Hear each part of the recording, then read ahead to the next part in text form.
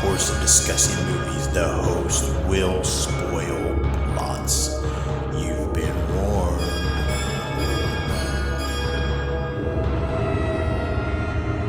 Listen to their screams.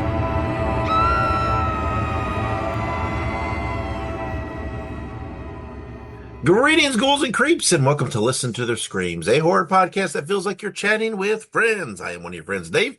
We're joined as always by our other friend, Ike. Ike, how are you?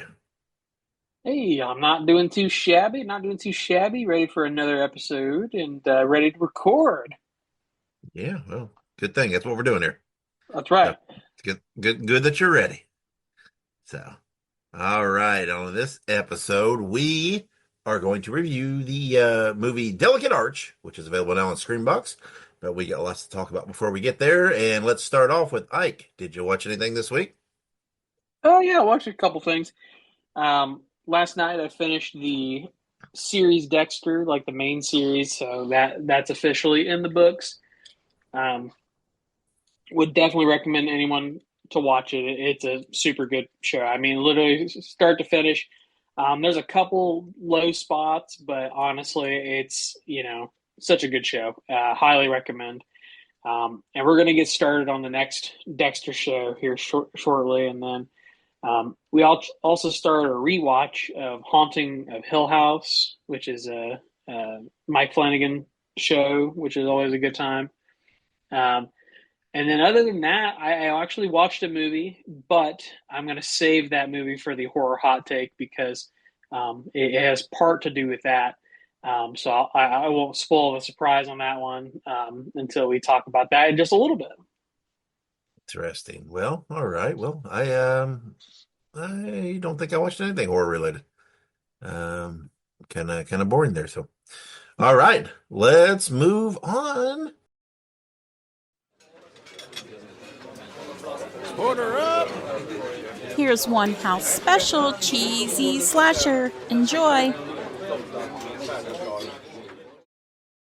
And it is time for our cheesy slasher of the week. This is where Ike and I present to you a cheesy horror movie that you should watch.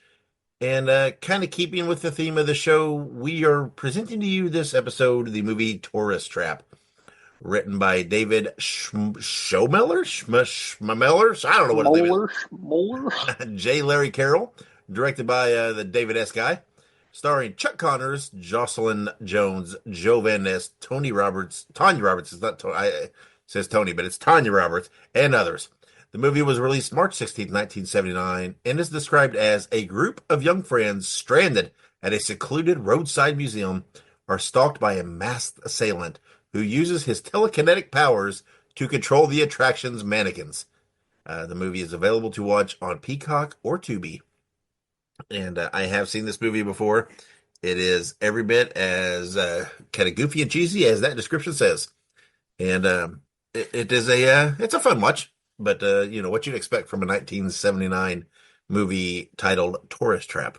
So, but that is our cheesy slasher of the week. So let's move on. Talk to us, Internet. And it is time for Talk to Us, Internet. This is where Ike and I either respond to some listener feedback online or we just discuss a topic that we have seen on social media, which is where we're at this episode. And since we kind of have a traveling and sightseeing theme, I saw a post that kind of sparked and clicked with that. Ike, I present to you. Have you ever seen anything terrifying while traveling? Well, I've traveled through Alabama, so I think that answers that question. Um, That is terrifying. I kid. But no, honestly, I've done my fair share of traveling. You know, I don't know what you would classify as truly terrifying, but in my travels, I have been through a couple of sundown towns, which if you don't know what that means, I'm not going to explain it to you, but they are truly terrifying. They're the kind of towns that you roll in and the people who are around you don't exactly take kindly to strangers. Banjos are playing if you catch my drift. Um, and beyond that, I've driven through Wyoming and Montana at night, which is a trip because Wyoming is just super wide open and not super hilly at all. It's the plains, the Great Plains. And at night, you're driving along and you're speeding along the interstate, which, first and foremost, the interstates, the speed limits are like 80, 85. So much different than most metropolitan areas, which are 60 to 70.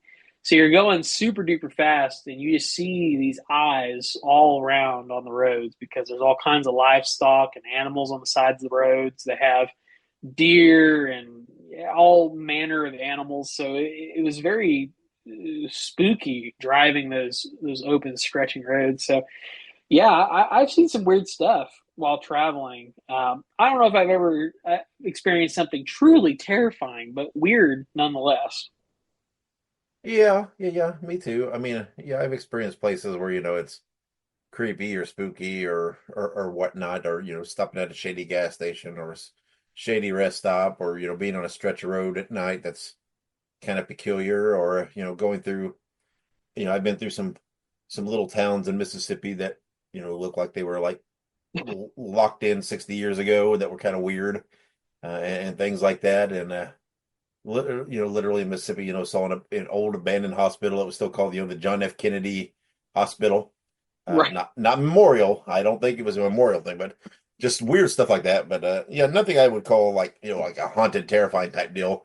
But definitely, plenty of stuff that's creepy and and scary, but more in a kind of a real world setting. Traveling can do that sometimes, depending on when I don't like driving at night anyway, because I'm just not. I don't know. I'm not built for it. I get tired, and when I'm a sunshine kind of person, but driving at night in some places can be kind of weird. It And can be. when you don't know when you don't know the area, and it lots of things can, it's just creepy. It can be disorienting depending on where you're at, and just lots of weird things. Um, so just be safe when you're traveling out there. And yeah, but I still encourage people to travel because it's still a fun thing, still a good thing to do. So all right, let's move on. Horror hot take. And it's time for our horror hot take. This is where Ike or I give a kind of just what it says, a hot take about horror, either whether it's about a movie, whether it's about horror in general, a genre, whatever it might be. It's a strong opinion on something. Typically, well, actually, I guess I shouldn't say typically. Every time so far, it's been Ike, and no different today. And as we saw the teaser earlier, Ike has something to do with in the vein of a particular movie. So, Ike, what is your horror hot take for this episode? Absolutely. And here's the deal. I always preface it by saying this very well may not be a hot take to some people. This may just be plain common sense. But over the weekend, my lovely wife Kayla, she works for the library. She put a hold on a movie that came out last year, and I never got a chance to watch it. It was something that Dave watched; he really enjoyed. And I sat for a minute and I was like, I'm curious about this movie, but I was a little hesitant going into it because I didn't really understand it. But she brought home The Substance, and I finally got a chance to watch it. Wait. And You didn't like it? no. Okay. No, here's what I'm going to say. If you haven't seen the Substance, okay, and I went online after I watched it, and there's a lot of people who did not like this movie. Okay, Those there's a people are lot. wrong. I was gonna say those people did not see the same movie that I saw. It cannot be because I guess the kind of hot take here is that I watched this movie last year prior to our 2024 review. I think that this would have very much competed for number one. I think that this could have dethroned Terrifier 3 had it had a couple of tweaks here and there, but it is a strong contender for number two. But I enjoyed that movie so much. I sat there, I watched it, I was enthralled throughout the entire movie. that not a moment of that movie passed that I was like, whoa, what's going on? Like I was like completely like watching the movie, sucked into it, and it was easily one of the weirdest fucking movies I've watched in a very long time. But it was so freaking good, dude.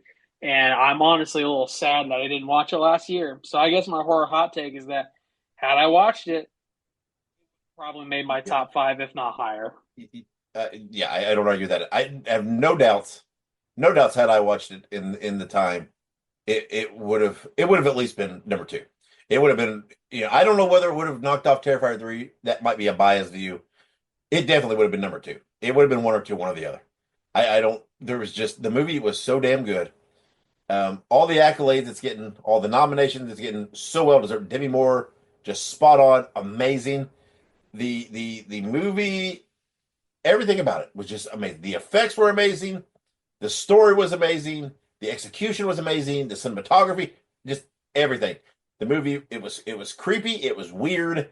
It was just so much fun. Absolutely loved the movie. It was one of those movies that it's like I was getting ready to watch it, and I was like, "Come on, man, this is getting so much hype. It can't be. It can't be that." It's like it's like it's got so many people were talking about it, and I was like, "Come on."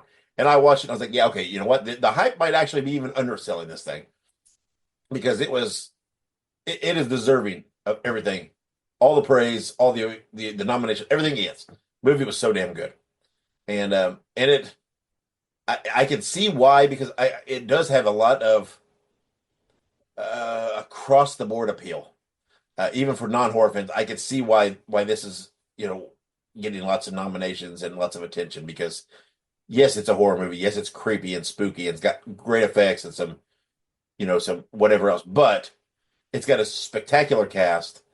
It's well executed. I can see why it's got a lot of mainstream appeal. And yeah, it was so good. Absolutely loved it. One of those movies I'm actually kind of dying to rewatch. It was just so good. Demi Moore was just oof. She was perfect in it. She was so good. She really was, and I don't know. I'm assuming she did win an Oscar for the movie. I believe so. Yes, and yeah, she deserves it. Absolutely, that would have been But yeah, that's kind of what I feel like that's kind of us dropping the ball, not have seen it within the calendar year before prior to making that. We did say at that time, hey, these movies are being talked, this movie's being talked about a lot. We haven't seen it. So in all fairness, blah, blah, blah. But yeah, it definitely, no doubt in my mind, would have impacted our top five in some capacity. Like for me personally, it would have, if I mean, just off the top of my head, it would have been number two for me for last year. So, in my abridged top five, that's number two. I don't remember what, we had in at five, but sorry about your luck. It was getting bumped. And yeah. it was so good. So good. Anyways, it was very creepy and weird, and that's it's very befitting when for when we get to talk about the movie today, which was also pretty creepy and weird. And we'll talk about that in a little bit. So very good. Yeah, definitely a hot take. I think that is a hot take. It's a hot take on us. It's us taking the heat there. It is. Us as reviewers, us as podcasters, we dropped the ball on that one. It should have been our due diligence. We should have made sure we saw it in time so that we could have gave a fair assessment because our top five is definitely blemished because of that. So absolutely. Yeah, definitely an incomplete list in my opinion. Yes, definitely. So but you know what? Not that it impacts anything in the world, but that's okay. No. It'll probably keep me awake at night. So, but it is what it is. But I do love the substance. Anybody that has not seen it yet, you got to see it. You absolutely have to see it. And I can't wait to watch it again. So, all right, let's take a break. When we come back, we will have all of our news, birthdays, anniversaries. I think we got quite a few here to talk about. So stick around. Make sure you subscribe to listen to their screams on your favorite podcast platform. Also, make sure you look us up on social media. We're on Facebook, Twitter, Instagram, Letterboxd, TikTok, and Slasher. All you have to do is look up Listen to Screams. That is Listen the number 2 in Screams, and you can find us there. Also, make sure you go and buy yourself a Listen to Their Screams t-shirt. You can find all of our shirts at tinyurl.com/Screams Shirts.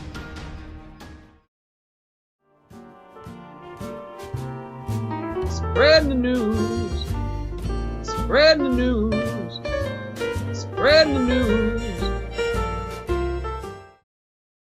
And welcome back with the news. All right, so starting us off at the top, Companion is available video on demand and will be released on physical media on April 11th. Companion is actually one of those ones I didn't get around to seeing in theaters, so I'm glad to see it's got a very quick turnaround onto video on demand, so I'll have to check that out ASAP.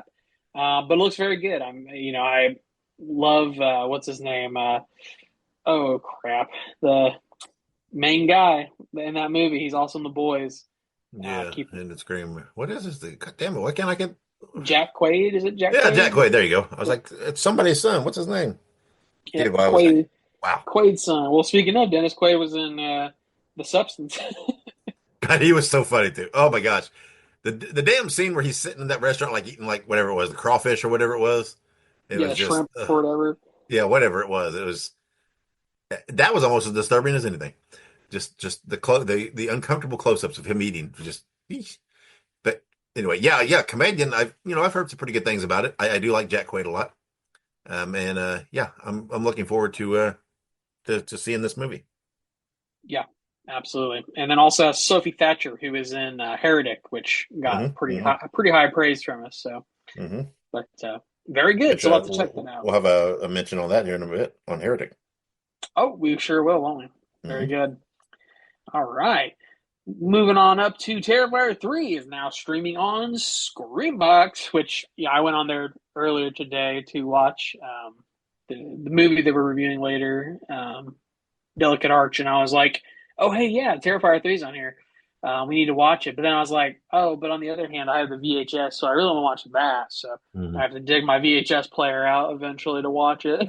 Yeah, Terrifier. It's kind of like a Terrifier takeover of Screambox too, because it's got like, I think there's like a 10, 15 minute, I don't know what it is, kind of a behind the scenesy type thing. It's on there and whatever else. I don't know whether, my Screambox was glitching a little, the app. When I was trying to scroll down to, how they have the line of the new releases. When I got past, there was a QR code for something Terrifier related. And every time I would scroll down and it would get to that QR code, it would kick me out of the Screambox app. It was very weird. Right. So I don't know. That is weird. Yeah, but it's probably too many people on there trying to watch Terrifier. Yeah, maybe. But yeah, there's kind of a Terrifier thing. It's they now have all 3 Terrifiers. There's a one of them, is it 2 that has the director's commentary, I think, and yeah, and they have a little bit of a behind the scenes short on 3. I think they have the Yule log thing still up there if anybody wants that, and just but since Bloody Disgusting's got a hand in Screambox and in the production of the Terrifier movies, it makes sense. But it's that's a feather in their cap that they get the first streaming rights to these movies. So there you go. Well, hopefully Screambox will become even more popular. Hopefully they'll turn into another Shudder. I think they're slowly but surely turning into another Shudder, but I think having some of those IPs like Terrifier on their repertoire definitely helps. But yeah, we shall see. I do love Screambox. I do too. I like the way the Screambox is set up. I don't like that Screambox has so few available apps, like in terms of what's it called? What the heck is it called? Like operating systems. Sorry, I couldn't remember the word.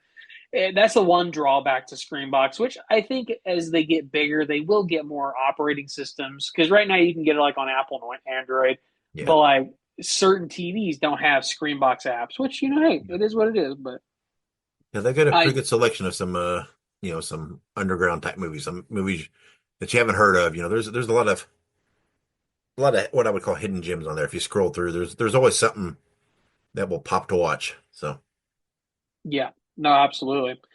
But very cool. So we'll keep an eye out on Screambox and see what more Terrifier goodness we get from them. But moving on to our next little bit of news, which is actually pretty interesting. I saw this on social media myself, so it's cool to see it on here. Linda Cardellini, known for her roles in Scooby-Doo, Curse of Ya Llorona, and many, many more, Freaks and Geeks and things of that nature. Ant-Man.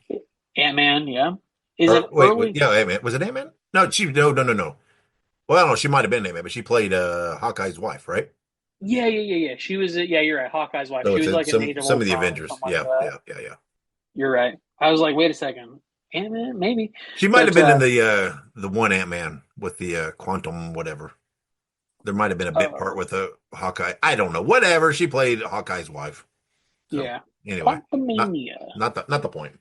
No, it's not. But still, very good actress. But she is in talks to play Mrs. Voorhees in the Crystal Lake series. So really cool to see that they're having more news drop about the Crystal Lake series because obviously it's been dead in the water, no pun intended, for as long as I can, remember at this point. I feel like we'll get a little bit of news and then it'll just go completely, completely cold for weeks and months. And then we'll get a little bit more, and then this, that, and the other. And there was even that time where they're like, oh, hey, it's not happening anymore. But this is good news. I think Linda Cardellini would do a fantastic job in that role. Yeah, I mean, number one, yeah, I like the fact that it's her because I like her. I think she would be great at it. But I think the bigger picture is, hey, yeah, it's Crystal Lake news. It is. So they're still working on it. They're still doing things. They're still in development. So that's the big exciting part. No offense to her, which is exciting in its own right, but it's just nice to hear something that hey, they're still working on this. There you go. And hopefully we'll get some information on when the show's actually going to come out. I'm But ready. I'm ready for it. I'm dying to see what they put out. we've been ready for it. We have been ready for this show, and it's just I don't know, I feel like they keep killing us with it. They keep killing us with those little bits of information and radio silence, and so we'll see what happens. Yeah. But all right, we're going to move on to our next little bit of information. Actually, yeah, this is the last little bit of information, a little bit of news, which is actually really exciting too. I mean, all of this is exciting. This is just a good news week. But Cineverse and Bloody Disgusting have acquired the license to Wolf Creek and will be releasing Wolf Creek Legacy in theaters fall 2026. Wolf Creek's actually a lot of fun. There's 2 movies and a couple seasons of like a TV series type deal. You can watch all of them on Tubi. I know this for a fact. I watched them on there. The movies are pretty good.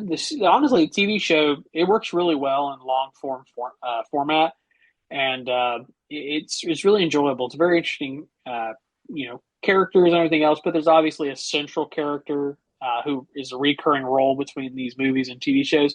So I'm very curious if they'll bring him back for the new movie or if they'll cast a new killer. But if you've never seen these movies, they're pretty enjoyable. They're a lot of fun. Yeah, I've actually never seen any of them, so I need to. When you get something with a name Legacy, it makes you wonder because that can mean anything, right? It could be, is it Legacy as in it's a sequel to the stuff that's already out there, but then Legacy can also imply something prequel wise, so it's Legacy doesn't give you a lot to work with there because it could really be applicable in different ways. So that doesn't tell us a lot, and that could also change. I feel like there's so many movies that come out there, where they bring back, franchises or whatever else. So it's always like the first news is like, this is whatever legacy. It's like they always put legacy on there, and then they end up changing it. So it's like legacy's like that catch-all word. So who knows? That could even change before we get there. But yeah, I'm excited because these guys, Cineverse, Bloody Disgusting, they're got their hands in, that's putting out Terrifiers and what this and whatever else. So, yeah, it could be interesting to see what they put out. Yeah, absolutely. And like you said, the whole legacy thing, that's a whole thing. Honestly, it's a little annoying if you ask me. It's just like legacy is such like an overuse. It's like Return of or Revenge of stuff like that. So it'll hopefully quickly get washed away with time as we continue to advance our movie naming prowess. We'll see. Yeah, I wonder how many movies and franchises have at some point had a movie with a legacy in it. I mean, I just feel like it's the most overused I don't know. I'm not saying it's not applicable, but it's like, yeah, come on. Not everything can do legacy. I understand the word and what, but I don't. It's just weird. Kind of lost its impact to me at this point in time. Right. You're not even kidding. But anywho, we're going to move on from that. We'll see how Wolf Creek pans out next year. But in the meantime, let's celebrate some birthdays. February 21st, 1979. Jordan Peele, known for his directing and producing and writing of Get Out, Us, and Nope. Jordan Peele is obviously a very talented person. He also in Key and Peele and plenty of other stuff that, he's quite frankly super funny. Um, but obviously he has a pretty killer streak with these funny movies, funny, scary, but also scary movies. So, happy birthday to Jordan. Yeah, yeah, and I think there's talk, of his, doing another horror movie soon, or being worked on. We keep hearing about it. The next Jordan Peele horror movie. So hopefully that comes as well, because he does some good horror stuff. Gets very deep, makes you think, and it is creepy as hell. Yeah, absolutely. And like you said, I mean, those are some really creepy movies, especially like Us. Us, in my opinion, is probably my favorite of the three. It's super, super weird and super creepy. So, but all right. We're going to move on to February 21st, 1989, so 10 years later. Scout Taylor Compton, who plays Laurie Strode in Rob Zombie's Halloween and Halloween 2. We won't hold it against her, but she did good for what she was provided, and I think she's done some other stuff over the years. And horror related, I'm not quite sure, but hey, she did what she could do, and that's all we can ask of her, I think. Yeah, I mean, I don't know. It's what are you gonna say? There's one Laurie Strode. I'm sorry. Yeah, There's one Laurie Strode. I don't care who you put in it. If it's not Jamie Lee Curtis, you're wrong. So it's much in the same. I hold true to it. That you know what I don't think Rob Zombie should have done it. I no, mean, if he was gonna do Halloween, do something new. Don't do a remake or a re-envisioning or whatever. It's unneeded. So, but yeah, not her fault, but it is what it is. yeah, like you say, it's not her fault, but it is what it is. But we're going to move on now to February 22nd, 1975. Drew Barrymore, known for her roles in Firestarter and Scream. Firestarter, she was but a wee lass. And in Mhm. Scream, she was, I think we talked about it before, but it's like a little fun fact that she was originally going to play Nev Campbell character. Mhm. But she said, hey, maybe let somebody else do that. And Nev Campbell was eventually cast in that role. Um, which is pretty neat. Pretty neat if you ask me.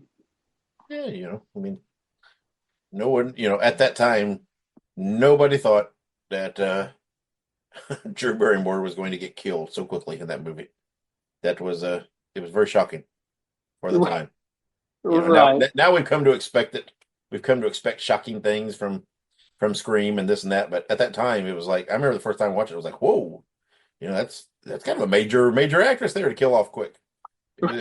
It's kind of cool, kind of fresh, kind of different. So It it was really fun. is. Yeah, it was definitely a mind fuck because you're like, holy shit, they just killed her.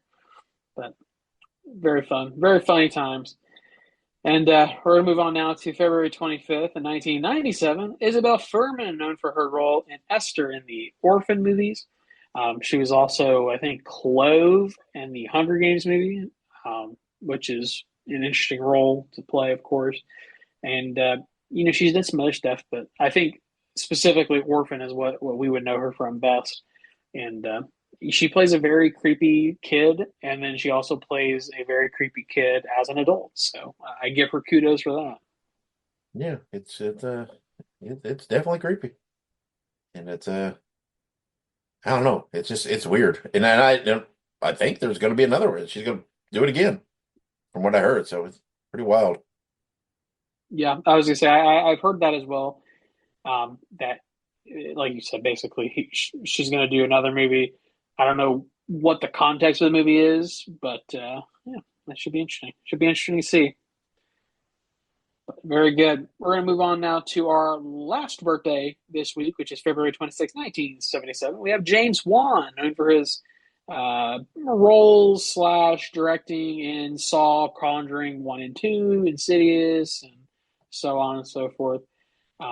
He's had his hands in all of these in some way, shape, or form throughout all this time. So, but yeah, absolutely. Fantastic. I mean, we talk all the time about how much we love Saul, and there would be no Saul if it were not for our boy James Wan. Yeah, and I mean, hey, he needs to get out there a little more. He's a couple of franchises he's not a part of yet. He really needs to pick up the ball and pick up the pace a little because, I mean, good grief. I mean, you had a hand in starting the Saw franchise. Had a hand in the beginnings of the Conjuring franchise, the Insidious franchise, and look how long all those franchises have ran. So, and they're not going to get there if he doesn't bring it in strong in the beginning. So, absolutely. So, yeah, we have him to, there are others, but we have him to thank in part for those. So there you go. And we greatly thank him for his part in this. It is greatly appreciated. But all right, we're going to move on to some movie anniversaries. We got our first one coming up on February 22nd, 1990, Bride of Reanimator. I've seen Reanimator. I have not seen Bride of Reanimator quite yet. So that's something I got to get up on top of.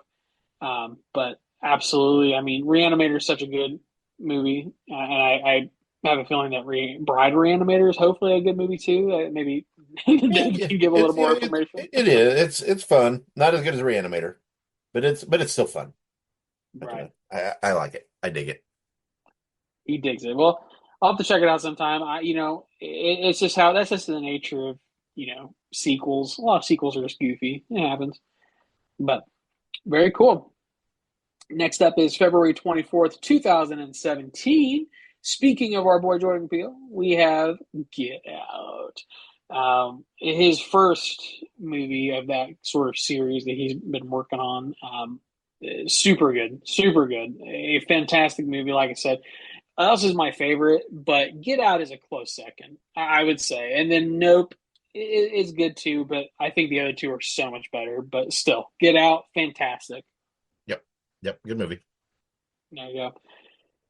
All right. And then we have our last movie anniversary, that is February 24th, 2023, Cocaine Bear. And we have a review of this in our archives. Yeah, Cocaine Bear is a hell of a movie. And to this day, I am still supremely surprised that it was made. But yeah, absolutely. It was fun. I enjoyed it, and you can't take it seriously though. Yeah, it was very fun. It was one of those movies. It's like you hear the concept and you're like, okay, Cocaine Bear, and then you're like, okay, well, it's based on a true story, so okay, whatever. But it still just sounds like, oh, this is going to be more, too much humor. But it is a fun movie. It is very entertaining. Yeah, absolutely. It's an incredibly entertaining movie, and it's definitely you can't take it serious, but you can have a good time watching it. Just don't. What's the word? Don't expect an Oscar award winning movie. It's just fun, just for funsies. Right. But very good. Well, we're going to move on now to some upcoming releases. We have our first being Nosferatu will be available to stream on Peacock February 21st. We watched it and it was good. It was good-ish. It was in the ballpark of being okay. And we had our opinions about it, and we had some things that we thought could have been done better. And I think we'll probably stick to those guns. But yeah, it is what it is. Watch it for yourself. That's all I have to say. Yeah, I mean everybody should watch it. Should give it a watch because, like we said when we reviewed it, if nothing else, it is a absolutely gorgeous movie to watch. Yes, visually. So, it's worth a watch. It too's getting nominations and some accolades. I think a lot for costuming effects, things like that. But those are deserved. And yeah, everybody should watch it. If you call yourself a horror fan, you should at least give it a watch. Absolutely. But speaking of movies you should give a watch, we have Heretic coming to stream on Max on March the 7th. We just mentioned it, but Heretic, A+. Super good movie. We both have already kind of said, this was something that we really enjoyed.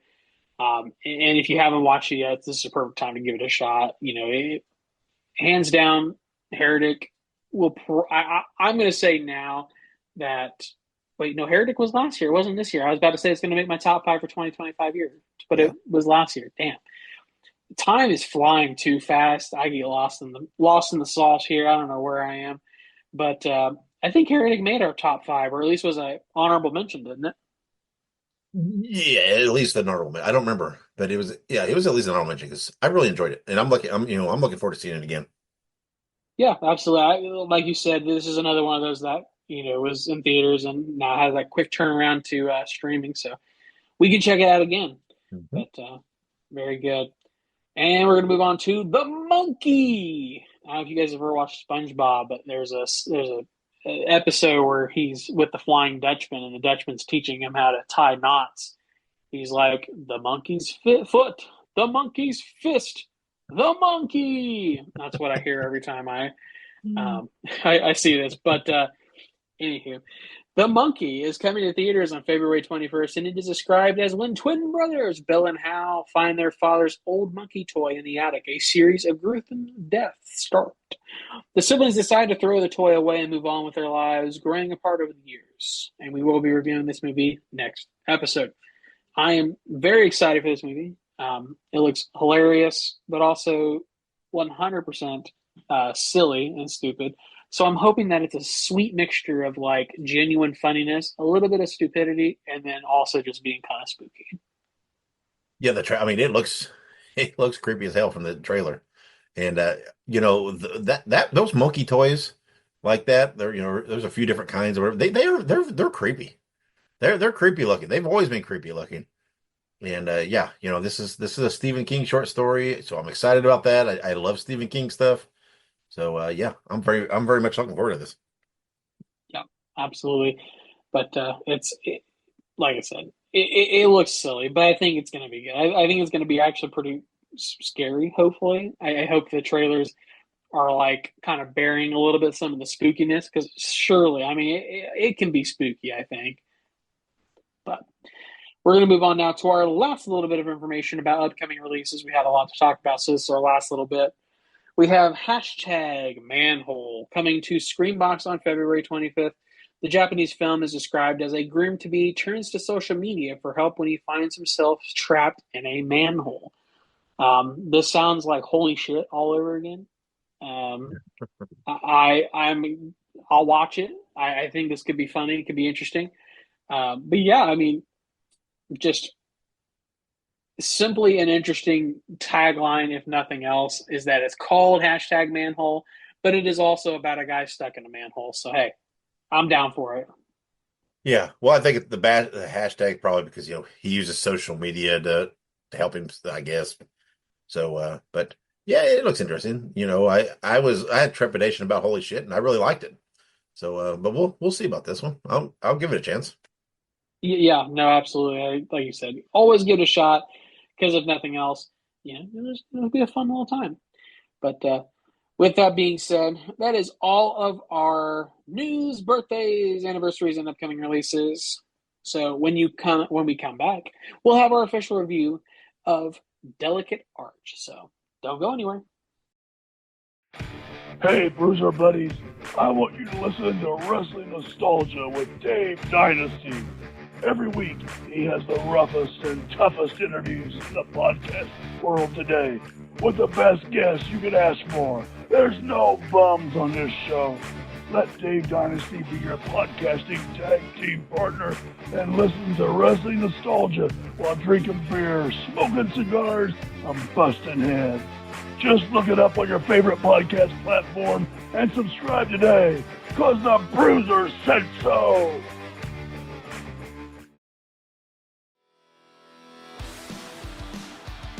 Hey ho, everybody. Subscribe to the Pinhead Pod, the Ramones fan podcast, bringing you interviews, news, deep dives, and much more. Look it up on your favorite podcast platform. That is Pinhead Pod. All right, and welcome back. We're glad you're still with us, or at least we hope you're still with us. If you're not with us, then I guess you don't know the difference. But it is review time, and we are reviewing the movie Delicate Arch. The movie was released February 11th on Screenbox, written and directed by Matthew Warren, starring William Kelly Mack, Kevin Bolieber, and Renee Leach. I probably should just put there's only one other actress. She was the narrator, and that's the entire cast. There's nobody else in this movie. So, but I didn't know what to expect from this movie. The description was, a little, I don't know, didn't give you a lot to go with to know. That these people were going to this, the Delicate Arch, which is whatever in the desert, and I had seen some people mention in a review that it was, I'm trying to be spoiler free, but it's a trippy movie, and I'm telling you, it is definitely a trippy movie, and it definitely. I'm just gonna put it out there. I fucking love the movie. I thought it was really, really good. I thought it was very slow moving for a while, and I thought, okay, what's trippy about this movie? It's just not. I don't get it, right? It's just not. Let's just get there already. But man, when it got to the trippy part, dude, I mean, it was like, this is only a minor spoiler, and I don't think it's giving anything away. But I mean, it's like they're demonstrating to you, guys tripping on mushrooms, and it's like they're doing all kinds of weird stuff. It's meta. It is kicking at the fourth wall. But it's very unique. It some of those things, it's like you think of it in context and you think, well, that sounds like it could be goofy, but it's really it's not the way they did it. It's pretty terrifying the way they did it. It's scary. And the cast, those four friends, they were great. They were all really, really talented. The one stoned out girl who is just like apparently she was just like afraid of everything. She was a conspiracy theorist who was just afraid of everything. It was always just high or stoned, or she was the best. I mean, she was great. I was loving her. But they very quickly they established unique personalities with these four, and I love that. I love when a movie does that, where it's not like you feel like it's for the same kind of person, right? These four individuals had very unique personalities, and it really worked then. Where when you had this group movie and the four of them together, because it gave you four unique perspectives on what was happening, and how they reacted and how they dealt with it. I didn't go into this movie with a lot of expectations. I don't know. I didn't know what to expect. I didn't know what it was. It felt like it was kind of undersold a little bit. It was just, I don't know. I didn't even know what it exactly was going to be. And then, like I said, when it was going, I thought, oh, it's a good, it's an all right movie, and they're doing a good job. And I thought, man, let's get to the terrifying stuff. Where's the scary stuff? And then it's like, man, it really started going, and it was fun, and it kind of blew my mind, and I really enjoyed it. So, Ike, what'd you think of Delicate Arch?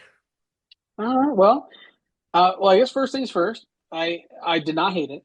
I don't think I quite enjoyed it as much as Dave did. I thought it was an interesting movie. I'll give it some positives. Like you said, it was a little bit of a slow burn. I do like the ending. I do like how it kind of ended at the end, kind of capped itself off. I thought that was a very unique little twist that I did not see coming. So I'll give it that. Like you said, all the people in this movie, they work together super well. Exactly kind of like you said, it really seemed like this was four friends, or however many friends, just having a good time making a movie. And that's genuinely how it felt. And I really enjoyed the chemistry that they had. And then in addition to that, like you say, you had some character development that you don't see a lot of times in horror films, much less indie horror films, which is obviously a shame. But in addition to that, the movie was very uniquely shot. It was very trippy, and it very much reminded me of that movie from a couple years back, The Outwaters, that we reviewed. Mm-hmm, mm-hmm. I definitely got some of those vibes from this movie, and and I like the Outwaters, but my problem with the Outwaters was that it was a little too experimental, and I think that while this movie wasn't like overtly experimental, I do think that it had some issues with pacing. Um, I felt like there were some times where you had these really weird lulls where it was like, okay, nothing's really going on, it seems like, and then it would just kick up for a minute and then go back into a little bit of a lull. Specifically around the time where oh, oh, you went missing, and then like, oh wait, there's zombies, or oh wait, there's this, or oh wait, there's that. It was kind of this weird pacing that seemed a little weird. And even without the lulls, I felt a little lost at times. I felt like I couldn't keep up. But I mean, like you said, it was a good movie. It was shot very nicely. It was very unique. The storytelling was unique. And then, like I said, that little twist at the end definitely caught me by surprise a little bit. I wasn't anticipating that. But I don't know. Like I said, I got Outwaters vibes from this, and so I think it maybe fell for some of those same traps that the Outwaters had. But it was by no means an unenjoyable movie. It was just maybe not as mind blowing as I was hoping it to be. Yeah, I mean, I get that, but I just very much enjoyed it. I thought it was experimental enough to be enjoyable, but not so much that it was just over the top. Clearly it's not believable, but let's be real, right? Lots of horror movies are not what you call believable. Um, but yeah, I don't know. I think just I don't know, the way the four worked together, the way they interacted, it just felt so natural, and then it just I don't know, the trippiness worked for me, and it definitely got trippy, and it was just I think it was just fun. And I'm not, I think it was just creative enough to be good, but not so creative that they just completely lost you in it. And again, it was a little slow early on. It took a little long to get to where they needed to be. We didn't. I don't think we needed quite as much of some of the backstory they gave us. I think we pretty much got the gist of it pretty quickly of what was happening. And so I think sometimes they oversold it a little bit, but I still very much enjoyed the movie. That was a fun watch. Absolutely. No, and I agree. I won't say that it was, like I said, it wasn't unenjoyable. It was definitely a fun watch, but I don't know. It's just there was a couple little areas here and there where it just kind of I don't know. Not that I lost interest, but it didn't quite grasp me the way I wanted it to. But it was still fun though. It was still fun. Like I said, I think a lot of people enjoy the little twist that they put at the end there, and it was very trippy how they did it. So that I gotta give it. That gives it an A plus in my book. Mhm. All right. Well, then let's go. Let's just jump right to it then. Let's rank Delicate Arch or rate it. I'm going to give it just a notch above that middle of the ground because I think it had a little more going for it because of some of the swings they took. I think it worked. Not so much that it would really push it to the upper echelon. But I think it was creative and fun enough for me that I'm going to give Delicate Arch a 3.5 out of 5. I did enjoy it. I think it's a movie that I'd probably watch again at some point. There's enough there to make it fun for me, but not so much going for it that it's going to put it into that upper tier of just super great movies. Right. No, I agree. And I think to just jump in and go ahead and give my ranking, like you said, this wasn't it did have some very unique elements to it, but it was not groundbreaking by any margin. Yeah. It was a very enjoyable movie, but like we said, there does come a point with these movies where it is just kind of regurgitating stuff. And like I said, this very much felt like Outwaters, just a little less like, cracked out on LSD and meth. So it's like, I don't want to fault it for not being the Outwaters or being different from the Outwaters or even comparing it to the Outwaters, but I just get that vibe. So I got to give it that three, middle of the road, 3 out of 5. It was enjoyable. I had fun, but I think that being realistic, that would be what I would give it, is a 3 out of 5. Yeah. All right. Well, still pretty strong for us. Nothing negative there. Just a fun movie that I think everybody should go watch. It's one of those movies. that when you see it, you're like, okay, I see why this is not a theatrical release type movie. It's not that. It's not that level. But it's one of those movies where it's like you're glad there is something like a Scream box to get it out there because it's Yes. still a fun watch. It's still, again, that comparison, we always make to the old, walking the DVD, the new release wall in a video store, with these streaming services. It's still one of those kind of movies that, you know what, it warrants being out there, but it's not going to get a theatrical run. So thankfully, we have these services to get it out there because it was fun. It was worth the watch. So, but like we said earlier, next episode we are reviewing The Monkey, the adaptation of the Stephen King short story. This is a movie that I've been looking forward to, and it's been super hyped. I've heard lots of good things about it.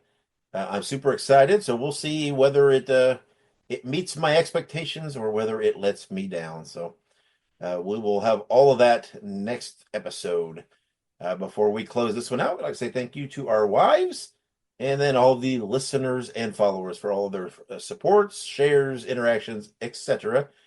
Please make sure you guys tell a friend to check us out here on Listen to Their Screams and help us grow our audience even more, which is a continual growth. But we hope that you'll tell a friend and help us to continue to grow. And while you're out there supporting us, make sure you subscribe to us on social media. We're on pretty much all of the social media platforms. All you have to do is search for Listen to Screams. That is Listen, the number 2 in Screams, and you will find us. Or just look up Listen to Their Screams, and I'm sure you can find us that way too. But we're on pretty much any platform, so just go and look us up and give us a follow. So, Ike, before we close out this episode, anything else you want to add? Yeah, no, not too much else on my end.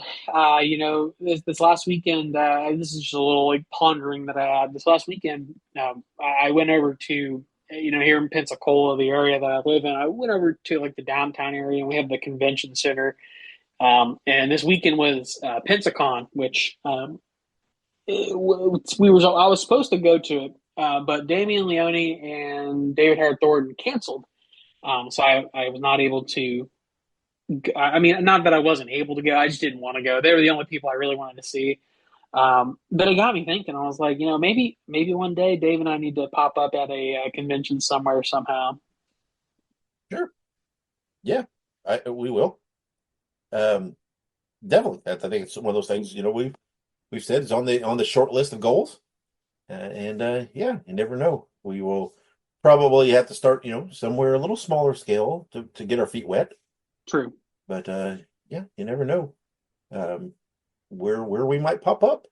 So if you guys have a favorite horror convention or out there, let us know. You never know where we might pop up or might travel to. We're all about, like we said earlier, we like traveling. We might just come to your neck of the woods. Who knows? But you might get to see and meet us in person. Never know. True. But yeah, it's definitely one of those things that we have on the short list of goals that will happen. As like I said, as we naturally grow, that's definitely an upcoming step. Maybe, who knows? Maybe sooner or later. Never know what opportunities will arise. So there you go. How's that for an exciting tease, I guess, folks? There you go. Sometime we're going to do a convention. We just don't know when. So I guess you're just going to have to stick around to know when. So we don't know where, we don't know when, we don't know how, but it might happen eventually somewhere. Right. I feel like when the floodgates open, though, it's just going to be we're going to just start popping up everywhere. Never know. We're going to be popping up like roaches. Yeah, that might be a good description for us. So, all right, there you go. Until next episode, this is Dave and Ike, your 2 favorite roaches. Next episode, we will be reviewing The Monkey. I wonder how monkeys and roaches interact. I don't know. I feel like monkeys would eat roaches. I don't know. I think so. Probably. Monkeys eat weird stuff. So, but until next episode, when we will be reviewing The Monkey, so go see it in theaters, go guys. Wherever you go, whatever you do, be good, be safe, and have many pleasant nightmares.